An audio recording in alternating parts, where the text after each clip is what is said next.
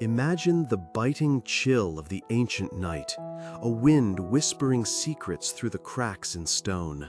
High above, silhouetted against a sky ablaze with 1,000,000 distant stars, stood the city watchman. His breath plumed in the frigid air, his eyes, weary yet unblinking, scanned the horizon. Hour after hour, he paced the worn stones of the parapet, his senses acutely attuned to every rustle, every shadow, every distant sound that might betray an approaching threat. The city below slept, its people trusting in his vigilance, their very lives resting upon his unwavering alertness. He was not a warrior in the traditional sense, though his role was just as vital. He was a guardian of peace, a sentry against unseen dangers. His only weapon was his voice, his only shield, his unwavering commitment. A misplaced yawn, a moment of distraction, a heavy-lidded gaze, any of these could spell catastrophe for the sleeping city. He bore the weight of that responsibility not as a burden, but as a sacred trust. This timeless image of the faithful watchman standing sentinel over a city is one that echoes profoundly through the scriptures. Thousands of years ago, the prophet Ezekiel received a powerful message from God, one that cast a spiritual light upon this very role. In Ezekiel chapter 33, God speaks to him not just about literal walls and physical dangers, but about the profound responsibility of spiritual leadership and communal care. The word of the Lord came to Ezekiel, saying, "Son of man, speak to your people and say to them, when I bring the sword upon a land, and the people of the land take a man from among them and make him their watchman, and he sees the sword coming upon the land and blows the trumpet, and warns the people, then if anyone who hears the sound of the trumpet does not take warning, and the sword comes and takes him away, his blood will be on his own head. But if the watchman sees the sword coming and does not blow the trumpet to warn the people, and the sword comes and takes someone away, that person is taken away because of their sin. But I will hold the watchman accountable for their blood." It's a stark, almost unsettling passage, isn't it? It reveals a dual responsibility.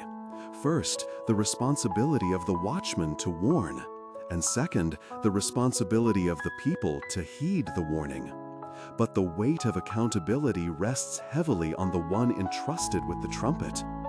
God was telling Ezekiel, "I have made you a watchman for the house of Israel, so hear the word I speak and give them warning from me."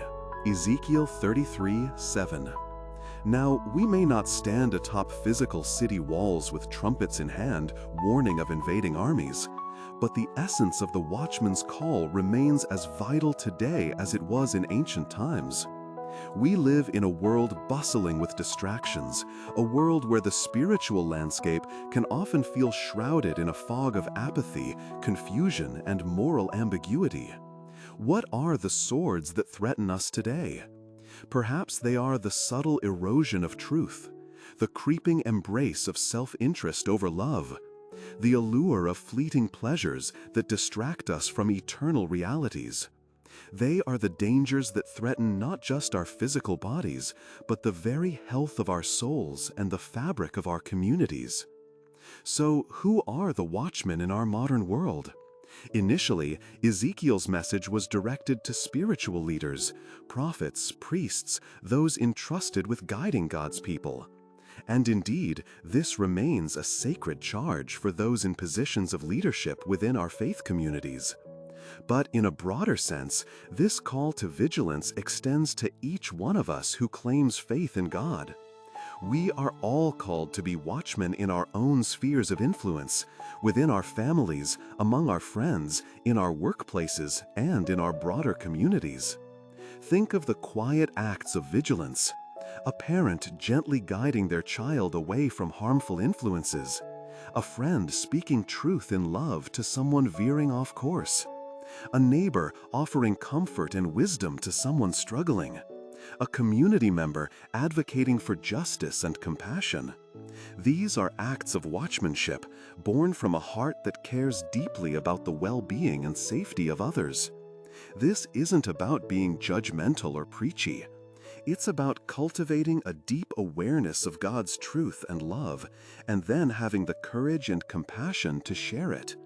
It requires empathy to discern genuine need, wisdom to know how to speak, and humility to remember that we too are dependent on God's grace.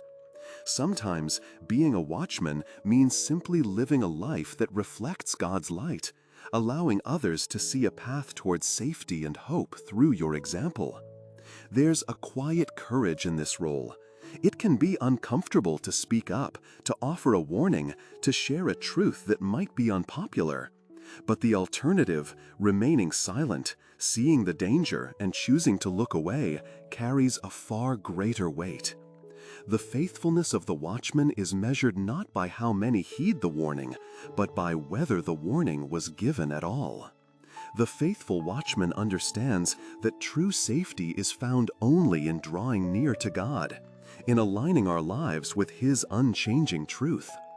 Our role is to point the way, to sound the alarm when needed, and to offer guidance with patience and love. It is a call to awaken our spiritual senses, to pray for discernment, and to act with intentionality.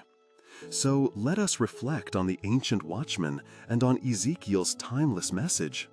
Let us ask ourselves, are we attentive to the spiritual landscape around us? Are we willing to step out in faith and compassion to be the voice of warning or guidance when called? Are we pointing others towards the ultimate safety and peace found in God's embrace?